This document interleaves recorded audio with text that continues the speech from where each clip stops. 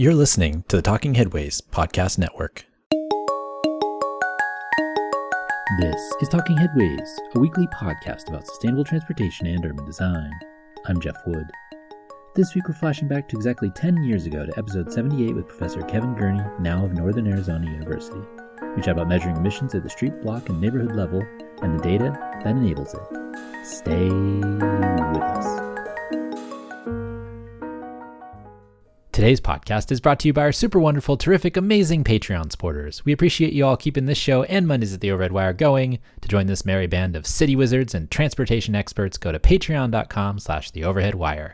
$2 a month gets you some stickers and a handwritten note sent with a cool train station stamp. $10 a month gets you one of our transportation scarves. We've also got some bonus material up there, so check it out if you haven't already. And speaking of scarves, the heavyweight net bike scarf is back in stock. I'm also going to make a concerted effort to make some new designs, but if you want to get one of the Buster Bike scarves or the Lightweight Bike scarf now, visit theoverheadwire.com or support us on Patreon. And if you'd like to support the show in other ways, you can buy books at the bookshop site, bookshop.org/shop/theoverheadwire, or find our Cars Are Cholesterol merch at bit.ly/carsarecholesterol. For anything else, including the Town Planning and Practice audiobook, visit theoverheadwire.com and definitely sign up for the almost 20-year-old daily newsletter. Or you can just keep listening and enjoying the show. We appreciate that too. You can also find us on Blue Sky, Mastodon, Threads, Instagram, Flickr, YouTube, Substack, and LinkedIn if you want to connect, usually at the Overhead Wire, but with Flickr it's Transit Nerds. Some great stuff coming up, so keep on listening and enjoy the show. A quick note for Patreon supporters. I've set up an ad-free podcast RSS feed at Patreon. This means if you want to listen to the show without ads or promotional episodes in your podcatcher of choice, you can do so by heading over to your Patreon account and getting the feed there. I'll post instructions in the show notes of how to do it. And if you aren't a Patreon supporter, you can do so by going to patreon.com/theoverheadwire. Even just $1 a month gets you our podcast free of outside ads. That's patreon.com/theoverheadwire. I'm heading back from my trip to China and we'll have more new episodes of the podcast soon, but I wanted to flash back to this one this week because I recently saw Kevin pop up in a New York Times article discussing all the work the administration is cutting, including 3 of his projects. I'll link the article in the show notes.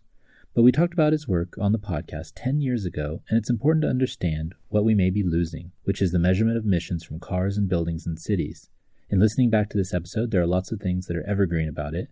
In fact, I would argue that we still need policy that it allows us to collect data and measure emissions so we can make better decisions as advocates and operators. I hope folks can listen to this one and be inspired by the work, but also become more dedicated to saving it. We lost a lot in the dark ages. We don't need to go back there again. Kevin Gurney, welcome to the Talking Headways podcast. Nice to be here. You're a researcher and educator at Arizona State. What has been your focus in your research? I'm a carbon cycle scientist, which means I work on the global carbon cycle, trying to understand how carbon flows through the atmosphere, terrestrial biosphere, and oceans, although I admit I don't do a whole lot of work on the oceans. And in the last probably 10 years, I've focused a lot on the main driver of the anthropogenic part of the carbon cycle, namely the fossil fuel CO2 emissions into the Earth's atmosphere. What's driving them, and how can you measure them, monitor them in fine space and time detail? One of your major things is putting together data, and I've been frustrated by data because it doesn't tell us anything outside of general air quality at the, say, county level or higher levels. Why is it so important to gather data at the street, the building, the block level, as you mentioned in the article that we found in Nature? I guess you call it bottom up. There's a number of things that flow out of tackling the problem at those fine scales. For us, for the scientific questions that we've wanted to ask, it's important because the process associated with fluxes, and they could be fluxes in and out of a tree, fluxes coming from a city, etc., but any of those fluxes of carbon into the Earth's atmosphere, the processes or the mechanisms that make them go are at that scale. It's hard to understand mechanisms when you're looking, let's say, at the emissions from a whole state or an entire country. You have kind of a glossy view of what's making it all go, but if you really want to nail down to what are the mechanisms, you've got to get down to the scales at which the mechanisms occur. So that's the really first reason. The second reason is really a policy or stakeholder engagement, and that is that most cities that have begun to engage in policymaking. We feel that they're going to benefit a lot from having information at finer scales. Fossil fuel emissions, just like many fluxes in the carbon cycle, are very log normal, which means there's a few very big things and then lots of little things. And being able to know what are the big things, where are they, what are they, when are they, is crucial because you can begin to target those and be much more effective and efficient than if all you knew, let's say, was the total amount of emissions coming out of your on-road sector or the total amount of emissions coming from your industrial sector. If you know what road segments are accounting for the biggest proportion, you're able to be much more effective at targeting those big things and then expending resources more efficiently to mitigate them. I'd say the final reason, the third reason, has to do with urbanization science. There's a piece of what we've been doing that's begun to inform urban science. It's a new science, and it's really aimed at understanding cities, how they work, how they function, from a variety of different viewpoints. One popular kind of conceptual viewpoint is viewing cities like an organism, that they have a metabolism that you can quantify and hopefully understand. And it turns out that CO2, both being very, very measurable and being a reflection of an incredibly important piece of energetics in a city, that is the flow of energy, is really illuminating. It gives you a lot of information about how a city functions. And so, again, having a detail about the flows, the ebb and flow of carbon through a city and into the atmosphere allows you tremendous insight into what makes a city go and why some cities are different from others and how their trajectory is different over time. And again, ultimately, how to maybe change their trajectory towards maybe low-carbon cities, less carbon-intense cities in the future. There's also an issue of geographic boundaries in those measurements, right? I mean, you mentioned in one of your articles MPOs, states, and the feds trying to get them all on the same page. Is there an issue with just how we've separated up our governance structure that makes it hard for us to measure emissions at the local street, building, et cetera level? I mean, the biggest challenge we have in this regard is that the data or information about the composition of a city is owned by many different agencies that do overlap. And so we're typically interested not so much in a city as defined by its governance boundaries, but we're really interested in a city in terms of the urban space. Los Angeles is a great example. The city of Los Angeles is actually a small piece geographically of what we think of as the entire LA metropolitan region, which of course is much larger. We're interested in the latter. We're really interested in the entire urban domain that maybe grew out of a central point. You know, we think of the LA basin as Los Angeles instead of any of the other cities, but it encompasses many, many cities. And that creates a lot of problems in terms of data ownership because now we have many cities that have different pieces of data. We have different counties in that space that have different pieces of data. We have the planning organization. Some belong to the state level. And that kind of overlapping of governance can create some headaches in terms of access to data, threading different data elements together so that we can get a consistent view of the thing that we're interested in, which is the whole urban space. Why are cities so important to measure their emissions? First of all, we are becoming an urban planet, for better or for worse. All of the projections, we're now essentially over 50% of the world's population now resides in urban areas, and those numbers are going to climb dramatically in the next 20, 30, 50 years. Right now, it's estimated roughly that something like 2/3 of the carbon dioxide emissions from energy use comes from cities. So not only is everyone moving to the city, but because of the nature of cities, they tend to dominate the fossil fuel CO2 emissions. So if we're going to both understand where the emissions are, and more importantly, mitigate them, we're going to have to understand how cities work.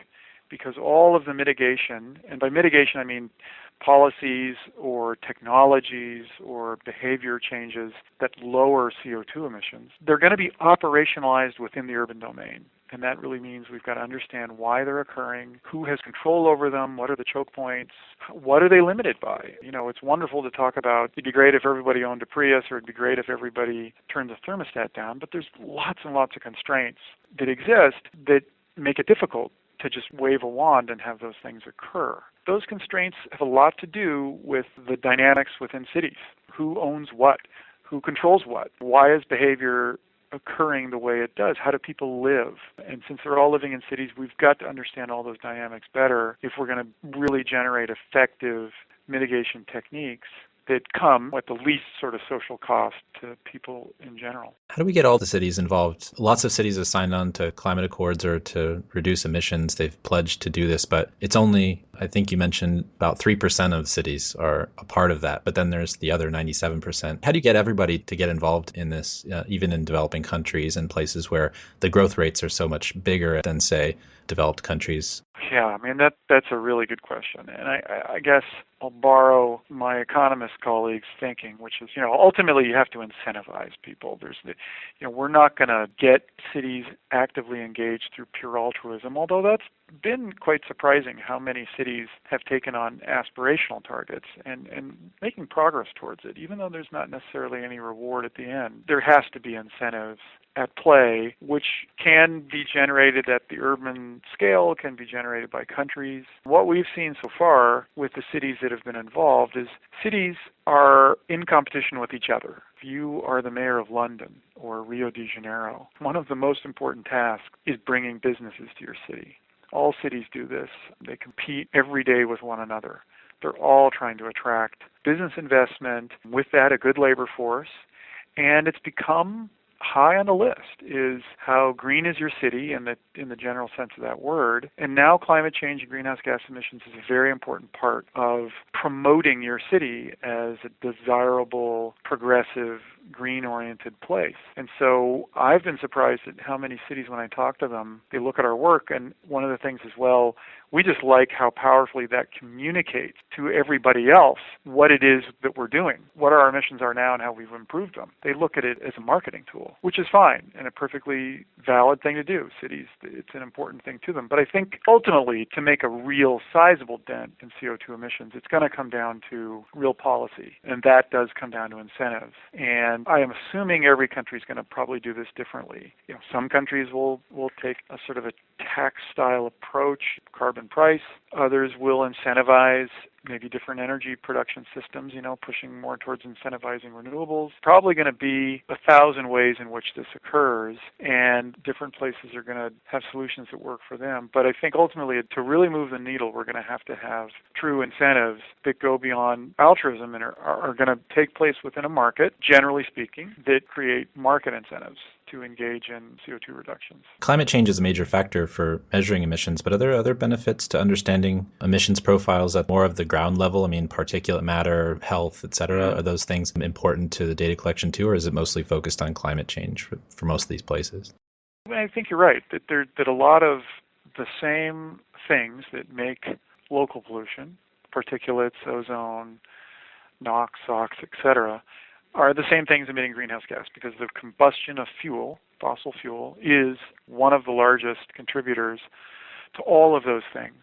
In the United States, I would say in some ways, even though we're fortunate because we built up a big infrastructure to deal with local pollution, we obviously could do a lot more, but at least we've had a long history of attempting to lower local pollution. We're now building up an almost separate infrastructure around greenhouse gases, which is a bit odd because, again, they share the same source. It's usually coming from the same activity. Cars emit a lot of local pollution, and they emit greenhouse gases. It's the exact same process. It's burning fuel within the internal combustion engine of a car that gives rise to both. Same thing with home heaters, power plants, et cetera, et cetera. I think there's a lot of benefit, and I think we're just starting to explore the cross benefits that occur by tackling this problem in a really granular way.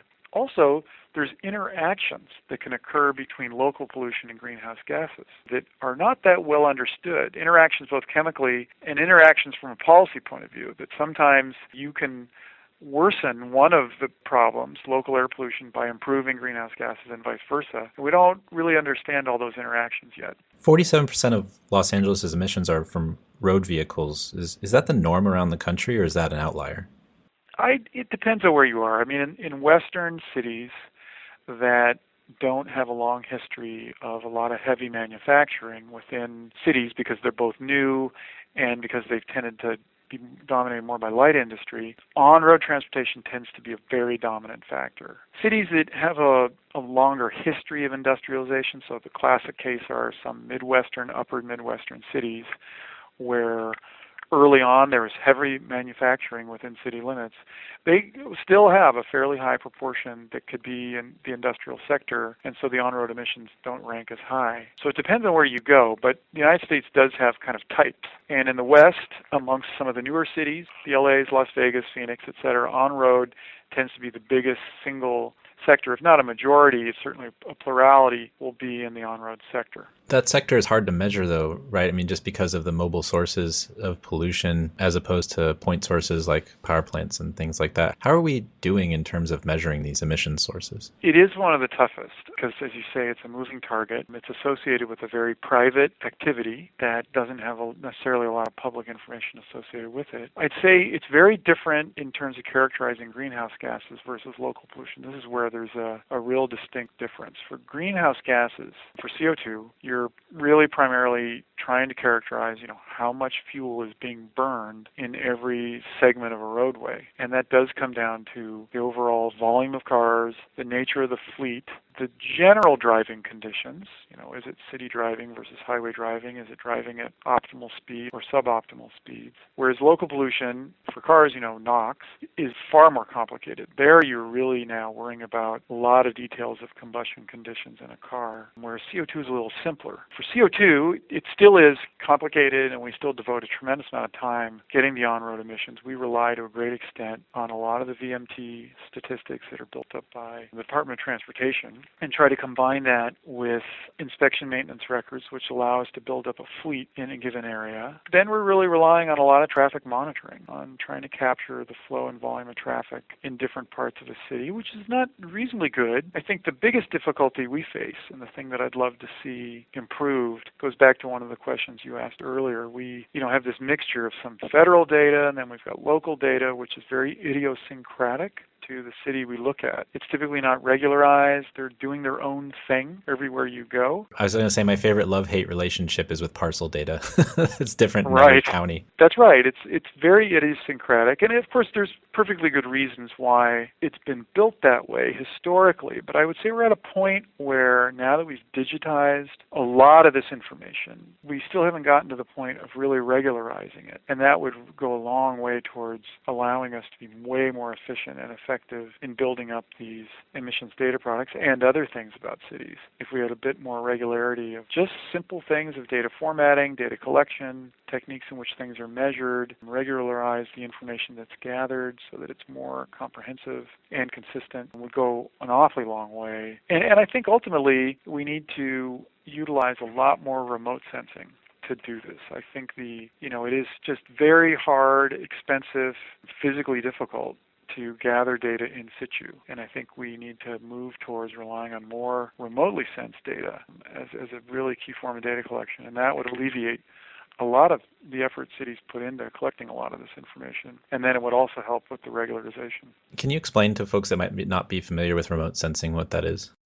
Yeah, so one example that a lot of people are familiar with is you pull up Google Maps and you can now see traffic, right? I do it every day before I go home, as do a lot of people. That data is built in different ways, but the most common way is from the pings from your phone. So as your phone is in your car traveling down a road, it's constantly checking with the local tower to both configure itself in space and be ready to pick up a call or send a call. So those pings are going on constantly. And that is really the basis of what you see for traffic maps. It's just the triangulation of all these pings gives a sense of how fast vehicles are moving on a given piece of road and can actually illuminate volume as well. And that now is, of course, it's commoditized, it's bought and sold by various companies, Google being one, but that's incredibly powerful data that in some ways really could substitute for a lot of the rather expensive data collection that goes on in cities with, tubes across the road, the automatic traffic recorders. But there needs to be some sort of financial model that cities and governments could utilize that data at a much lower cost than the type of cost that the Googles of the world are spending on it. That's just one example. There's also a lot of commercial satellite imagery now that is becoming so dense and so regularly collected that it can also offer almost a substitute for what was traditionally rather expensive and labor-intensive data collection. Going back to your mention of parcel data, we're getting to the point where we can almost characterize built structures from space pretty accurately and characterize urban form, urban structure. A lot of the details that had to be done traditionally with boots on the ground can be done from a satellite. Yeah, there's some really cool stuff going on with LiDAR that measure the structure and the form of buildings and cool stuff like that. So what you're saying is basically it's not as easy as just plopping a bunch of sensors out onto the road and saying, oh, hey, collect the data for us. It's just a process of getting all this stuff together to actually measure what are the emissions that are going on from these mobile sources, right? Yeah, like I said, in terms of cars, it's tough. They're everywhere. Depending on the question one asks, one wants different style of information. When we try to characterize emissions in a city, we're mainly so far been focused on just characterizing the flow of CO2 as it leaves the land surface. We're interested in that because we're trying to connect it to measurements of CO2 in the atmosphere. However, for policymaking and for maybe understanding urban metabolism, that's certainly important, but you're also really interested in why those emissions occurred. And let's go back to the example of cars. We may be able to say, all right, we know how much CO2 is flowing into the atmosphere from that piece of road because we know the number of cars and their characteristics, et cetera, et cetera. But we don't know anything about why those cars are being driven. We don't know who's in them. We don't know, are they going to the market, going to school, going to work. We actually don't have a lot of what I'd say is the sort of socioeconomic drivers of activity in order to really not only understand what are the emissions, but why are they occurring and what are the behavioral patterns and incentives and needs that are driving those emissions. That is even a deeper level of understanding. And in some ways, to really get to the full understanding of this problem, we need to really link up these kind of physical models, the type that I kind of do, which are more of like an engineering-looking model, with models of behavior and economics and social dynamics. We have to really link all those up to get a real complete picture of soup to nuts, what is causing the emissions that we then measure. It's not as easy as say, oh, well, here's the score for this road, right? It's based on times of day and what type it is, if it's an industrial use or a residential use, and those times of day are different in terms of when people are turning lights on, et cetera. How does that factor in? Yeah, I mean, we try to capture temporal dynamics in everything we do. And in fact, we kind of do it separately. We really go about first characterizing total annual magnitudes in various sectors. Then we spatialize that information, place it into two-dimensional space, and then we temporalize it. And probably the temporal structure is the weakest or least informed, probably most data poor part of the problem, because we can generally place things in space, but placing them in time is a lot harder. So typically we're relying on what I call climatology of activity. That is the repetitious type of things like rush hours that tend to repeat on a cyclic pattern. And this occurs in residential buildings, commercial buildings, on-road emissions. They all have these sort of cyclic patterns, and we try to impose those cyclic patterns driven from data on top of the spatialized information to turn it into a full space-time kind of map of emissions. We also see more private companies starting to collect data. I think I saw last week where Google was going to use its Street View cars to start collecting emissions data, or at least, the air quality. Is there a benefit to private companies coming and collecting all this data versus having a set organization nationally or internationally that sets the standards and can kind of organize the collection of data and the dissemination of findings and results? Yeah, I mean, that's a really good question. I haven't really given that an awful lot of thought. The Googles of the world, they have to have a market reason for collecting the data. I mean, so far, a lot of the data collection they do is to understand the information flow that people want so that they can deliver that in a more tailored way. It is unclear to me yet what their market strategy is on environmental attributes, other than the fact that people probably want to know them. And as long as it's something people want to know and Google can deliver it, I think that's the business they're in. I mean, ultimately, I guess this comes down to this is a public good in the sense that pollution, it's a tragedy to the commons, it's a public good, it's a shared resource. It seems to me that it should live in the public domain. I mean, that's easy for me to say, but that's certainly my personal view, is that people shouldn't be charged to know and understand the environmental attributes of the world they live in. That should be something that we collectively as citizens and taxpayers should try to enable. Now, that doesn't mean there isn't a role for the private sector to play. I mean, private sector plays a role in local air pollution. There's plenty of consulting companies that do monitoring and reporting, and I certainly think that's a useful function. But I imagine, just like in air quality, we're going to have to figure out what's going to be the kind of share of this puzzle between the private and public sector. I guess the thing that came to my mind was each city having its own tool basically to measure all these things and then trying to compare cities across the country or across the world and how that works. Do we all measure things the same? Do we have the same tools to addressing that, to mitigating it? Those types of things just popped in my head, I guess. No, I mean, that's really good. And one of the things that I've tried to promote in terms of science solving this problem, because there are plenty of cities that traditionally have done carbon footprinting, and lots of cities do this, and we've been sort of critical of that. Not that it's not a good thing to do. I do think it's good for cities to engage in it, but that in some ways they shouldn't have to do this. It's an incredibly onerous thing to do, and there is this proliferation of methods, and everybody's doing it differently, and from a scientific perspective, of course, that's just terrible. We don't want that. We want it to be done in a totally regularized, comparable way, because that's the only way we're really going to be able to consistently lower emissions and understand how cities function, is if we have true comparability. And so we think that this is a really good thing for science to build up the methodology, the systematic way that this is done. And once it becomes an operational thing, then it gets passed off to whomever. But that's been one of the reasons why we've taken the approach we've taken in our urban work, is that we try to take the exact same systematic technique in every city we go to, such that they can be directly compared in exactly the same way, rather than the kind of Wild West of a lot of the carbon footprinting that's been done in informal settings in different cities. One of the things that caught my eye when I was reading the Nature article were the maps that you guys produced, the green and red lines on freeways that showed, more emissions and less emissions. And it made me wonder, how cool would it be if we could overlay that with transit ridership and then income in certain cities, as well as values of properties from parcel data, and see, where the values are versus where the pollution is. And there's all kinds of really cool outcomes that you can put together with those maps. Have you guys thought of things outside of the emissions realm that could really change policy from that perspective? We've done a little bit of this.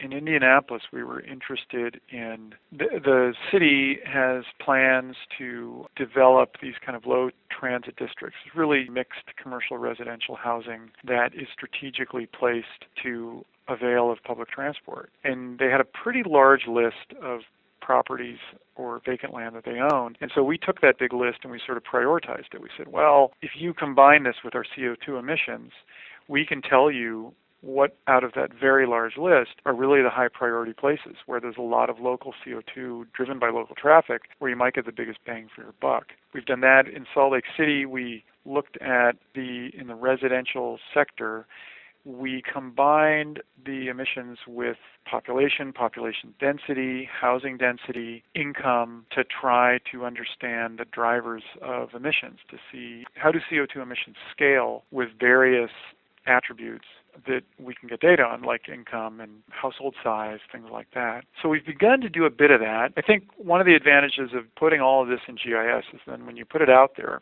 lots of clever people can really do a lot of this type of work with it. We have limited levels of creativity when it comes to that, but if you can put it out there, you can begin to then crowdsource a lot of interesting ideas. And I agree, there's probably a million things that could be done, and we haven't thought of a fraction of those. Have access to your data? They do. Our Indianapolis data is completely public. You can download GIS shapefiles, get all the information. We're going to be making our Salt Lake City data product public in the next probably 6 months. Basically, we make it public once we have a paper published. That's kind of a basic rule in academia. You get to publish your paper first before you let everybody have a crack at it, or you'd get scooped. So typically once we get a paper out, we then make it public, and we let anybody download it, play with it, write papers on it, do interesting things with it. We haven't had a lot of it out yet because we're only just publishing this work, but I got a feeling in the next 2 years we're going to have Indianapolis, Salt Lake City, the entire LA domain, Baltimore, Phoenix, all public and usable by anybody. That's awesome. And what were the tools that you used to put these together, these maps and the data, the GIS data? Yeah, it's a smattering of techniques. The fossil fuel problem we break down into 8 problems. different sectors. We look at the building sector, which is really residential, commercial, some industrial. We characterize point sources, and that's primarily industrial. And we use different techniques there. The on-road sector, of course, and that has its own techniques, and so on and so forth. So we divide the problem up into each of these different sectors. And that's because the data sources, the spatial characteristics of the data is different. The temporal characteristics of the underlying data is different. So we tackle each one separately. We rely to a great extent on local air pollution reporting. So we're mining all of the EPA reported data on primarily carbon monoxide, but we sometimes use others. We're mining all of the parcel data in a city, so we go into all the tax assessor data and mine all that. We'll mine all of the local traffic data, get all of that. We'll use census data in various ways, state-level energy statistics collected by the Department of Energy. So at the end of the day, we'll end up sucking in 20, 30 different data sources, combining them in different ways to put the CO2 emissions in space and time. It's always hard to characterize it as one technique. It's just kind of a bunch of different techniques which have worked themselves to be best suited for a particular sector or particular type of data. We then put it all in GIS and we'll analyze it there. We also put it into a regularized grid, and that's important to us, probably not so important to people outside of the scientific endeavor, but we put it in a regular grid because we want to move it through the atmosphere using atmospheric transport models, and those models have to interact with the surface on a regularized grid. That's just required by the mathematics of transport models. I'm interested in your take on the Volkswagen scandal. You know, given they had the emissions scandal in which they were found to be cheating on their emissions monitoring with software, but because they falsely represented emissions, and other car companies are now being accused of burning more fuel than estimated, now there's kind of more coming out. Does this throw some of these projections and other model data collection out of whack when you find out these types of information about what Volkswagen did or others might have done? I mean, this is such an interesting issue that's popped up. Just yesterday, for the first time, somebody asked me, I gave a talk yesterday, and they said, would this system have been able to catch that? In theory, I think we are aiming at a system that in fact would catch that. Now, we may not know that it's Volkswagen's, but it is possible. It's not possible now, but we're certainly heading in the direction of having a system within an urban domain that really would find irregularities between the bottom up and what the atmosphere sees. I mean, the atmosphere doesn't lie. We're very good at measuring it and measuring it incredibly accurately. It's just the atmosphere doesn't have a lot of detailed information, but in aggregate can tell you that something's wrong. So it is possible that in the future a system like this might be able to say, something is not working out in this domain. That something appears to be in the on-road sector, and that something appears to be in the on-road sector amongst passenger cars. Right now I don't foresee being able to say it's Volkswagen's, but it certainly would be able to get a lot closer, certainly than we can now, to being able to identify that something is amiss. Something is not consistent between the bottom-up information that we assemble and what the atmosphere is seeing. And it's those discordant notes that I think is where you really learn and can find stuff. Are electric vehicles going to make your life easier from a measurement standpoint? Sure. It'll all be at a power plant. Certainly in the on-road sector, that would make it a lot easier. Speaking of power plants, the EPA came out with a new power plant rule. What does this mean for the built environment? Are there ways we can affect through the built environment versus just, trying to get power plants and those point sources to reduce their emissions and their greenhouse gases? Oh, sure. I mean, there's a lot of ways. I mean, the EPA, I think wisely, the first sector that they wanted to tackle is the power production sector. I mean, it is 40% of the CO2 emissions in the United States.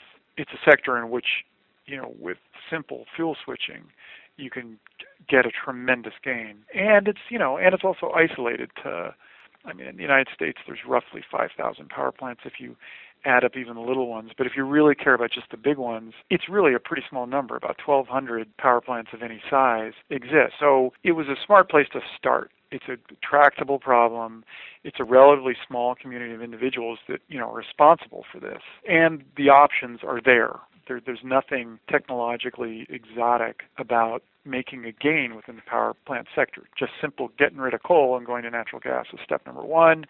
and then going from natural gas to renewables, step number 2. So there's no question that that was a smart place to start. But after we get past that, there are a bunch of other sectors that become the next place you go. I mean, clearly the on-road sector has to be, in my opinion, the next place we go. It is the next big sector in the U.S. economy. It's the place where we all know we can make a lot of gain. There's nothing, again, exotic about improving fuel economy, changing transportation systems to have a greater reliance on effective, efficient public transport. But then I'd say after that is definitely in buildings. Buildings is the other big one. Still, even though there's a lot of electricity used in buildings, we still, typically heat with natural gas, or at least that's the most popular heating form. We can do it better. There's a lot of passive techniques. It brings in a lot of design. It really is going to bring in the architectural community, the design and engineering community, to build structures that are smarter, use technology, information technology in better ways. Those 3 big categories all have plenty of opportunities in them, and the solution is going to be on all of the above. People talk about silver bullets, and I've never been that attracted to the silver bullet mindset, because for as many years as I've been doing this, it's just never looked like one thing. I mean, other than cold fusion. Okay, if we get cold fusion, hallelujah, right? They're close, right? 200ths of a second or something of the most recent test that they could keep the molecule together. That's right. But failing those really out there type of things, the solution looks like it's a collection of a bunch of things, all of which are good, all of which have their place within the palette, and it's by just bringing them all together onto the table in the right way and right configuration that we can get ourselves to much, much lower carbon economy, get ourselves, hopefully to zero carbon, but certainly take a big bite even in the next 10 to 20 years. Well, at what point are we going to have all of the data available to us that we need to make these measurements so that we can tackle this major, major issue? Is there a timeline? Do you think a realistic timeline of having all the data we need to make these decisions?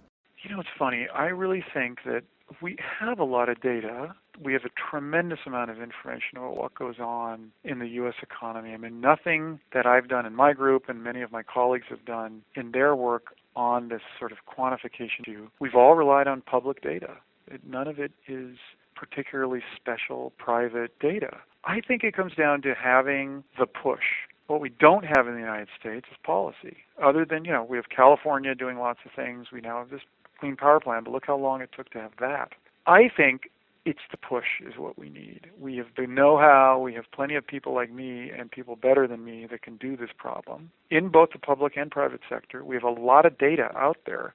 There's just no incentive to organize it in ways that inform this problem. What we really need is policy. We need to have the line in the sand put down. We need to say, look, we have a target. We need to get this economy this much reduced, or a carbon target of this much. And then I think you'll mobilize people like me and people in the private sector and people in more practical research environments. I'm in the ivory tower. We can do the cool new first thing, but really it's the operationalization of this work. It's the people on the practical side. It's the engineers that take it and make it better, faster, meaner, leaner, that need to take the problem. And there just has to be an incentive to do that. We need policy. We need the federal government and the taxpayers and representatives to have the political will to do something. And I think when it's done, you'll see rapid operationalization of this information. I think plenty of companies like Google have shown that you can mine unbelievable amounts of information out of the U.S. economy. It's there. You just need to have an incentive to go after it. A lot does come down to how the politics play out in the next few years, but I think the current administration, towards the end of it, has finally decided to go for it. There's been a political window, I think, for them. Evidence is the Clean Power Plan. I know they want to do a lot more things. Just the overall discussion of climate change has shifted in the last few years from what it was in the previous 10. Previous 10 were depressing, to be candid about it. Just depressing. Climate change was a bad word in Washington, D.C. You couldn't talk about it. It created all sorts of political red flags, and I think we're starting to turn the corner. We're getting away from all this climate denial nonsense. People are starting to mostly accept the science, although I know there's still a holdout, but I'm seeing it shift. I've felt it shift in a bunch of different ways. And that gives me, I'm a lot more optimistic today than I was just even 5 years ago. And that the solutions aren't these crazy draconian, oh my God, the sky is falling economic arguments, that it's not that big of a deal, that we have a ton of opportunities and that there's lots of win-win solutions. And I think if we can get people to that place, I think policy becomes easier. The political barrier goes down. Yeah, well, Kevin, thanks so much for coming on the show. We really appreciate it. My pleasure. I'm glad I could be involved.